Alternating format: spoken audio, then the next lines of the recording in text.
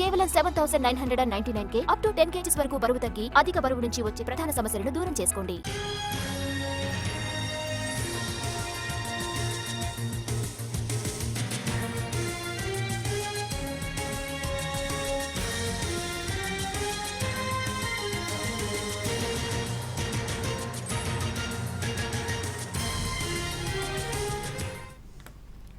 కూటమి ప్రభుత్వంపై వైసీపీ అధినేత జగన్ విమర్శలు చేశారు.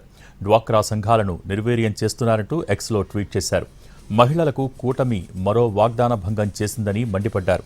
ఎస్హెచ్జీ మహిళలకు రుణాలివ్వకుండా ఈ ప్రభుత్వం మొండిచేయి చూపించిందని విమర్శించారు.